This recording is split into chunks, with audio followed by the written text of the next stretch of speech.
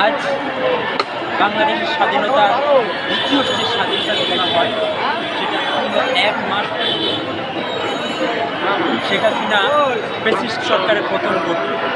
তবে এই যে ফ্যাসিস্ট সরকারের পতন ঘটল এর জন্য দিতে হয়েছে অনেক বাবা সন্তানের দেখ, অনেক মায়ের সন্তানের দেখ, অনেক বোনের ভাইকে করতে হয়েছে। তেমনি আজকে আমরা কথা বলব রাবড়ি দুজন বোনের সাথে। দুজন বোনের একমাত্র ভাই তিনি ছাত্র আন্দোলন কিংবা স্বৈরাচার হাসিনার পতন ঘটাতে গিয়ে মাথায় বড় একটা দুর্নীতির কারণে তিনি ত্যাগ করে চলে গেলেন নাম লিখলেন শহীদের খাতায়। আমরা কথা বলবো শহীদ ইসমাইল হোসেন রাবড়ি বোনের সাথে। ইসমাইল হোসেন রাবড়ি আমার ছোট ভাই, 2 বোনের একটি মাত্র ছোট ভাই। আমার ভাই সৈয়দপুর পলিটেকনিক্যালে পড়তো। আমি যদি ফোন দিতাম বলতাম, ইঞ্জিনিয়ার সাহেব কী করো, বলতো 2 বোনের শব্দ পূরণের জন্য ঢাকার দিকে সৈয়দপুর আসছে। আমার ভাই সব সৈয়দপুরও 17 তারিখ আন্দোলনে যায়। আমার বোন জানতে পেরে আমার বোন ঢাকায় নিয়ে আসে। 18 তারিখ ঢাকায় আসার পরেও থামেনি, ও আন্দোলনে 18 তারিখে গেছে। 19 তারিখ জুলাই মাসের 19 তারিখ শাহবাগ আন্দোলনে আমার ভাই রবার্ট বুলেট খায় জুলাই মাসের 19 তারিখে। পরে আমার বোন আমাকে ফোন দেওয়া বলে, বোনা রাব্বি তো গুলি খাইছে, কিন্তু মহল্লা থেকে পুলিশ এসে যারা গুলি রবার্ট বুলেট খাইছে তাদের ধরে ধরে নিয়ে যাইতেছে, তার বাপ মা তাদের আর ফেরত পাইতেছে না।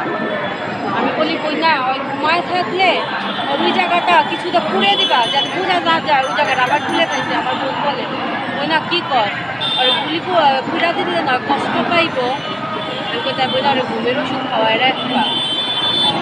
তাও থামে নাই, প্রত্যেকটা দিন ও আন্দোলনে গেছে, একটা দিনও আমার মালিক থামে না। 4 তারিখ আগস্ট মাসের 4 তারিখ আমার বোন ওরে ঘরের লস করে টিউশন দিতে যে আমার মা আরবি টিউশনি করে, বাবা ভ্যান গাড়ি চালায়, ছোট বোন বাংলা টিউশনি করে ওর পড়াশোনার খরচ চালায়। আমার বোন ঘরের লক করে ওরে পড়া টিউশন দিতে যায়, ও ঘরের লক কীভাবে জানি ভেঙে বাইর হয়ে বেলা 12টা পরে আমার বোন বাসায় আসে 2টা 2:30টার দিকে এসে দেখো রাব্বি নাই, ঘরের লক ভাঙা। ওকে ফোন দেয়, আমার ফোন ধরে না। একবার ধরছিল, বলে বোন আমি বাড়ির কাছে আসি, তাড়াতাড়ি বাসা বলে এখন আসি। এই শেষ কথা বলে এখন বাড়িতে আসি। তারপর তো আর আমার মালিক বাড়িতে আইলো না। সারাদিন যায়, রাত যায়, আমার মা বোন পাগল হয়ে ওরে খুঁজতে থাকে। আমি তখন আমার শ্বশুর বাড়িতে, আমাকে বারে বারে খুঁজতে বলে, ওই না রাব্বি তো আহে না, বোন আপনাদের দেখো না রাব্বি তো আসে না। রাব্বি আর আসলো না। মহল্লার কিছু পোলাপান বলা বলি করতে আসছে, মহল্লার একটা ছেলে মারা গেছে, মহল্লার একটা ছেলে মারা গেছে।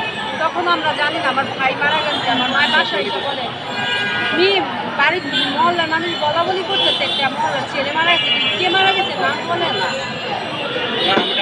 কে না কে মারা গেছে, কার বুক খালি হয়েছে আল্লাহ জানে। আমরা মানুষের সন্তান মারা গেছে এটা ভাবলো, তখন তো মানুষের অন্যের সন্তান। আমার 2 বোনের একটি মাত্র ভাই দুনিয়া থেকে উড়াল দিছে পাখি হয়ে। আচ্ছা, এই যে আপনার ভাই ইসমাইল হোসেন রাবড়ি শহীদ হয়েছে, আপনার সাথে যারা আছে সেখান থেকে কেউ যোগাযোগ করেছে? না না, সবার লোকের ভিতরে মাহি ভাই যেগুলি আমাদের সাথে কেন্দ্রীয় পর্যায়ে যারা আমরা যতটুকু জানতে পারলাম, সরকারিভাবে যারা শহীদ হয়েছে কিংবা আহত হয়েছে সে সকল শহীদ এবং আহত আমাদের গাজীবাইতে পরিবারে যে অসুস্থতা আছে সেখানে সাপোর্ট দেওয়ার কথা আছে, তাদেরকে সাহায্য করার কথা আছে। এবং এই ধরনের কোনো সাহায্য সহযোগিতা কি পেয়েছে? আমরা সাহায্য সহযোগিতা তো পাইনি এবং আমাদের এখন খোঁজ খবর নেই। আচ্ছা, এখন যারা আপনারা অবশ্যই অবগত আছেন 2 জন প্রধান সমন্বয়ক উপদেষ্টা প্যানেলে আছে, তাদের কাছে আপনারা আপনাদের যে ছোট ভাই দাবি দেওয়া থাকতে পারেন? উপদেষ্টা যদি সামান্য ভাইয়াদের কাছে আমার একটাই দাবি, বোনের কাছে ভাইয়ের লাশ হচ্ছে ইতিহাসের পাতায় এটা আর কখনো ঘটেনি। বোনের কাছে ভাইয়ের লাশ রাব্বি আমাদের কি মারা গেলে কাঁধে নিয়ে ঘুরবে, আমরা কাঁধে নিয়ে ঘুরছি। একটাই দাবি আমার ভাইদের লাশ পুরোভাবে শহীদ মর্যাদাটা পায়। আর আমার মা বাবা বৃদ্ধ, আমার বাবা গাড়ি চালা, আমার মা আরবি টিউশনি করে, আমাদের সংসার চালানোর মতন কেউ এখন নাই। আমাদের যদি একটা কর্ম ব্যবস্থা করে দিত তাহলে আমরা তাদের কাছে অনেক কৃতজ্ঞ থাকতাম।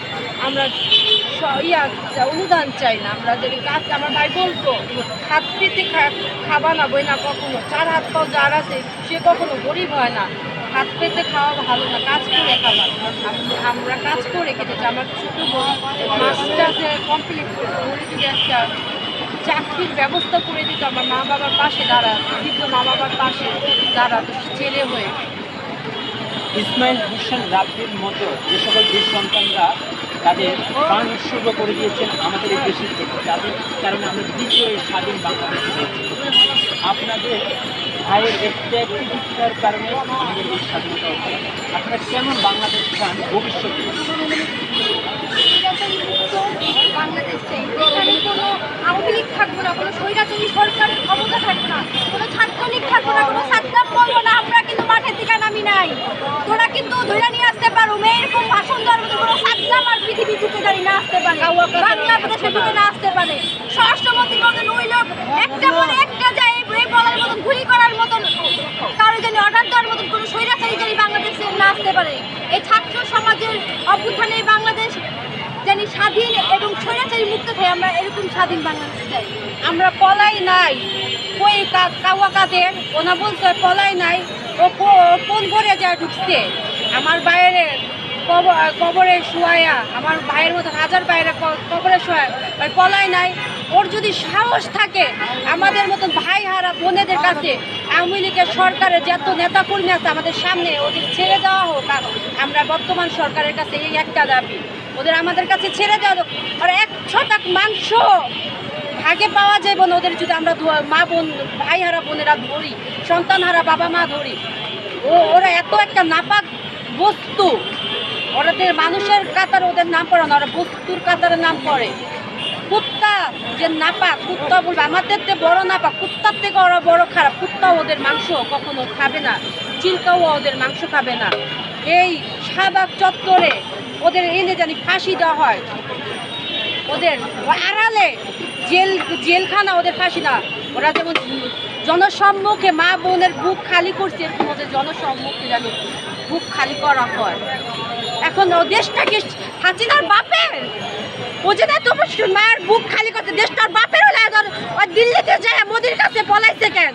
মোদির কোল থেকে আসুক আমাদের কাছে, ওদের মা ওরে মাথায় করে রাখবো, ওর কোন মাথায় যেন রাখবো ও নিজেও জানে না।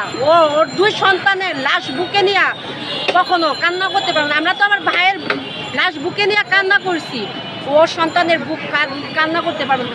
ওই শেখ হাসিনার বই, ওর বাপে বলে দেশটা, তাহলে বাপের দেশ ছাড়া এখন মেয়ে পলাইছে কেন? ওর স্বামীর বাড়িতে গেছে, মোদিকে ওর স্বামী লাগে, স্বামীর বলতে আসুক বাপের বাড়িতে। ওর জন্য 18 কোটি মানুষ ওর জন্য অপেক্ষা করতেছে এই শাহবাগ চত্বরে। আমার ভাইয়ের খুনের বিচার আমরা নিজ হাতে করব। এরকম হাজারো বোন অপেক্ষা আছে ওদের জন্য নিজ হাতে ভাই খুনের বিচার করার জন্য। ধন্যবাদ আপনাদেরকে। দর্শক, আমরা শুনলাম বীর শহীদ ইসমাইল হোসেন রাব্বি আপন 2 বোনের কথা, যে বোনরা হারিয়েছে এই বৈষম্য বিরোধী ছাত্র আন্দোলনে তাদের একমাত্র আদরের ছোট ভাইকে। যে ছোট ভাইকে নিয়ে তাদের ছিল অনেক আশা, হয়তো তাদের মায়ের আশা ছিল সন্তান বড় হবে, বাবার আশা ছিল সন্তান বড় হবে, পড়াশোনা করতো ইঞ্জিনিয়ারিং কলেজে, সেই ইঞ্জিনিয়ার হবে, সংসারে হাল ধরবে। অথচ আজকে এই সংসারে পুরো অনিশ্চিত জীবনযাপন করতে হচ্ছে তাদের। এবার আমরা তাদের সাথে কথা বলে জানতে পারছি শহীদ ইসমাইল হোসেন রাব্বি পরিবারের সাথে কেন্দ্রীয় সমন্বয় থেকে শুরু করে তারও এখন পর্যন্ত কোনো খোঁজ খবর নেওয়ার সময় হয়নি। আমরা আশা করব, আমরা যতটুকু জানতে পারছি সরকার থেকে বলা হয়েছে যে একটা ফাউন্ডেশন করার কথা বলা হয়েছে, যেখানে বলা হয়েছে যে যারা ক্ষতিগ্রস্ত যে সকল শহীদ ফ্যামিলি আছে এবং যারা আহত গাজী ভাইরা আছে তাদের ফ্যামিলিকে সমর্থন করার জন্য, আর্থিকভাবে সমর্থন দেওয়ার জন্য যে কথা বলা হয়েছে, আমরা বলবো যেন শহীদ ইসমাইল হোসেন রাফির পরিবারের পাশে সরকারের পক্ষ থেকে দাঁড়ায়, তাদের খোঁজ খবর নেয়, শহীদ পরিবারের খোঁজ খবর নিয়ে তাদেরকে জানান দেয় আপনার সন্তানের যে ত্যাগ তিতিটা এটা বৃথা যায় না, এটা স্বৈরাচার মুক্ত বাংলাদেশ গড়ার লক্ষ্যে ছিল, এটা দ্বিতীয় স্বাধীন বাংলাদেশ গড়ার লক্ষ্যে ছিল। এত শহীদের রক্তের বিনিময়ে যে দ্বিতীয় স্বাধীন বাংলাদেশ অর্জন হয়েছে সেটা অক্ষুণ্ণ থাকুক এই আশা করে আমি রাখছি। জনতার বার্তা, ঢাকা বাংলাদেশ।